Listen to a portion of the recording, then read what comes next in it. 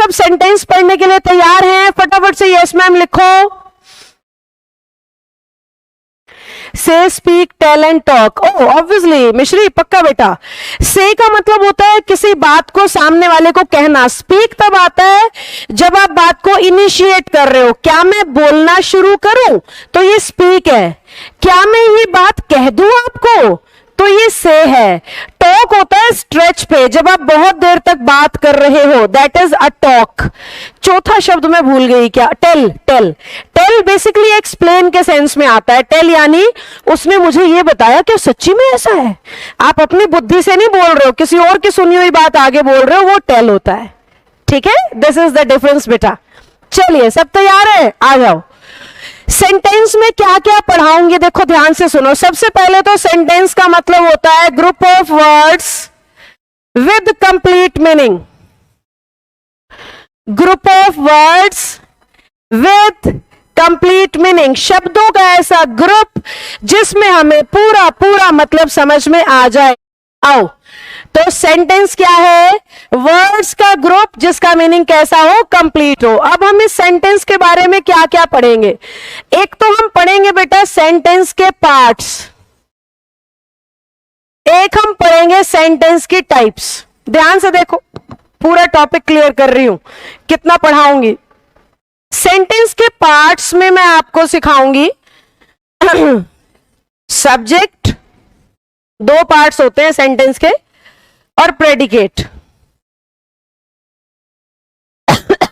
ये हमारा आज का काम है, ये मैं आज सिखा दूंगी आपको, सब्जेक्ट और प्रेडिकेट।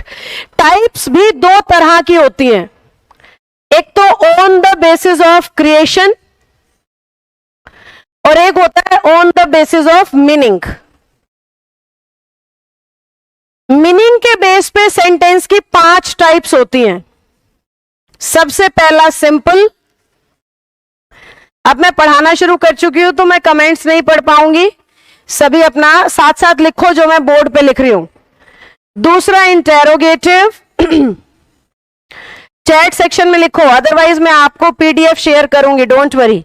जितना भी पढ़ाती हूं वो सारा पीडीएफ के तौर पे आपको मिलता है, तो नोटबुक पे नोट्स बनाने की जरूरत नहीं है। Manisha Garg from my side also बेटा, a big love for you. Optative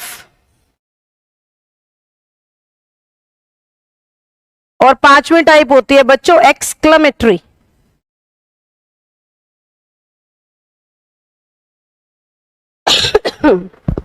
ये मीनिंग के बेस की 5 टाइप हैं। काफी बड़ा टॉपिक है सेंटेंस, कम से कम नहीं तो मेरी 7 से 8 क्लास लगेंगी इसमें, तो दशहरे वाले वीक में भी हम इनको निपटा रहे होंगे। आज तो बहुत कम हो पाएगा, पार्ट्स वाला हिस्सा होगा। मंडे को मिलूंगी तो टाइप्स शुरू करूंगी, ट्यूसडे को दशहरे की छुट्टी हो जाएगी तो फिर वेडनेसडे को भी टाइप्स चल रही होंगी, और अगले थर्सडे को आप ये मान के चलो कि मैं क्रिएशन करा रही होंगी। तो नेक्स्ट वीक तक ये टॉपिक चलेगा, इतना बड़ा है। ठीक है, और वैसे भी आज शुरू कर रही हूं, आपके official days Monday to Thursday ही होते हैं। अब अगली मुलाकात तो हमारी मंडे को होगी, है ना। क्रिएशन के बेस पे 3 होते हैं बेटा, सिंपल, कंपाउंड और कॉम्प्लेक्स। ये है हमारा अगला टॉपिक। देखो मैं स्क्रीन से हट रही हूं, कुछ क्वेश्चन पूछूंगी, बताते जाना। चलो, तो आज का मैंने इसमें से चूज कर लिया parts of a sentence. Parts of a sentence, sentence के पार्ट्स। पहला क्या लिखा था बोर्ड पे? सब्जेक्ट। अब इसको एक्सप्लेन करूंगी, ध्यान से सुनना। पूरी इंग्लिश में ये बार बार काम आता है। वर्ब यूज करोगे तब सब्जेक्ट चाहिए, टेंस यूज करोगे तब सब्जेक्ट चाहिए, कंजंक्शन यूज करोगे तब सब्जेक्ट चाहिए, हर जगह सब्जेक्ट चाहिए। ठीक है, 4 टाइप्स नहीं होती। बच्चे का नाम मैं नहीं पढ़ पाई पर वो कह रहा है 4 ही टाइप होती है सेंटेंस की, तो 5 होती है बेटा। इंग्लिश मेरे को पढ़ाते हुए ना 15 साल हो गए हैं, अभी इस तरह की गलतियां तो मैं नींद में भी नहीं करूंगी। ठीक है, आइए। सब्जेक्ट। सब्जेक्ट हर उस शब्द को कहते हैं जिसके बारे में सेंटेंस में कुछ कहा गया। About whom you are saying something about whom you are saying something. Subject हर उस शब्द को कहते हैं जिसके बारे में कुछ कहा या बताया जाए. नेहा पढ़ा रही है, नेहा सब्जेक्ट है. राधिका नाच रही है, राधिका सब्जेक्ट है. मेरा दोस्त आ रहा है, मेरा दोस्त सब्जेक्ट है.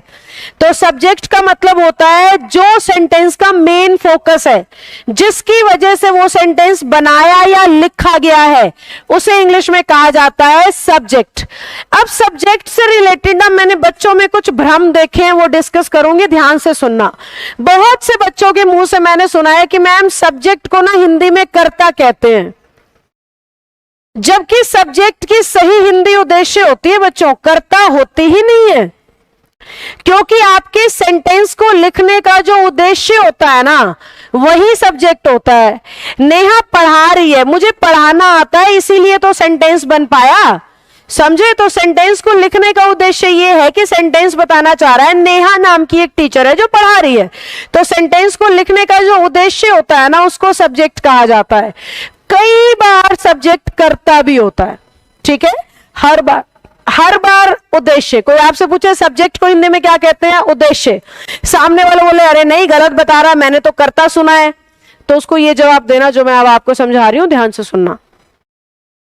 कर्ता की हिंदी होगी, सही हिंदी होगी काम को करने वाला, काम को करने वाला, काम को करने वाला. अब इन दोनों में फर्क क्या है मैम? मैंने कहा दो सेंटेंस बना रही हूं, ध्यान से देखना. नेहा इज अ टीचर, और दूसरा मैंने कहा नेहा इज टीचिंग अस.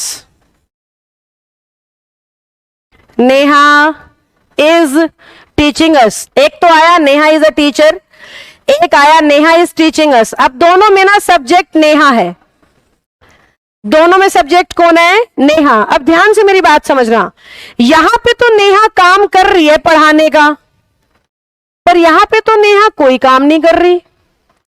तो सब्जेक्ट को कर्ता सिर्फ तब कहते हैं जब वो सेंटेंस में काम करता हुआ दिखाई दे. जब वो सेंटेंस में काम नहीं कर रहा लेकिन बात उसी की हो रही है, तो उसे उद्देश्य कहते हैं. ये इतना बड़ा बेसिक कॉन्सेप्ट आधी दुनिया का खराब है कि सब्जेक्ट मतलब कर्ता. बहुत बार ऐसा होता है बेटा, सब्जेक्ट वो होता है जो काम नहीं कर रहा होता. कोई काम थोड़ी कर रही हूं मैं एक टीचर हूं, इसमें मैंने कोई काम थोड़ी किया. मैं पढ़ा रही हूं, इसमें मैंने काम किया. तो आपने कर्ता सब्जेक्ट को तब बोलना होता है बेटा जब वो काम करता हुआ दिखाई दे. अगर वो काम करता हुआ दिखाई नहीं दे रहा तो उसे कहा जाएगा उद्देश्य. हालांकि इंग्लिश में सेम है, सब्जेक्ट इंग्लिश में सब्जेक्ट है, पर समझ ये होनी चाहिए कि सब्जेक्ट जरूरी नहीं कि हमेशा काम को करने वाला ही सब्जेक्ट हो. काम कर रहा है तो भी सब्जेक्ट, काम नहीं कर रहा है तो भी सब्जेक्ट, पर बात उसकी होनी चाहिए पर बात उसकी होनी चाहिए, समझे. पर बात उसकी होनी चाहिए. जिसके बारे में बात हो रही है ना, वही सब्जेक्ट है, चाहे वो काम करे चाहे वो काम ना करे. सबसे पहला पॉइंट फट से बताओ, समझ आया कि नहीं? थम्स अप चाहिए, फटाफट से बताओ समझ आया कि नहीं. जब याद आ जाता है तो मैं रिमूव भी कर देती हूँ माइक. मनीषा ये सारी बातें हम करेंगे, सारी बातें करेंगे, बहुत ज्यादा पढ़ाऊंगी, घबराओ मत. इतना गहराई से ग्रामर आपके दिमाग में मैं छाप दूंगी, आपको कोई चिंता करने की जरूरत नहीं है. वी हैव जस्ट स्टार्टेड, हमारे बैच को शुरू हुए 1 महीना भी नहीं हुआ है अभी, और आप पता नहीं क्या क्या पूछते रहते हो. सब कुछ होगा धीरे धीरे. कहती नहीं हूं क्या मैं, धीरे धीरे से मेरी जिंदगी में आना. इंग्लिश को कहना है ऐसे, मुझे नहीं, मैं तो फट से आ गई हूं. इंग्लिश धीरे धीरे आए तो बढ़िया रहता है. एकदम से सारा कुछ सीख लोगे तो कुछ भी दिमाग में नहीं रहेगा. सबको समझ आ गया? अब मैं बड़ी सारी ऐसी बातें बताऊंगी जो आपको सब्जेक्ट के बारे में आपने मतलब सोचा भी नहीं होगा कि इतना सब हो सकता है. तो ध्यान से सुनते जाओ, बहुत बड़ी चीज है ये.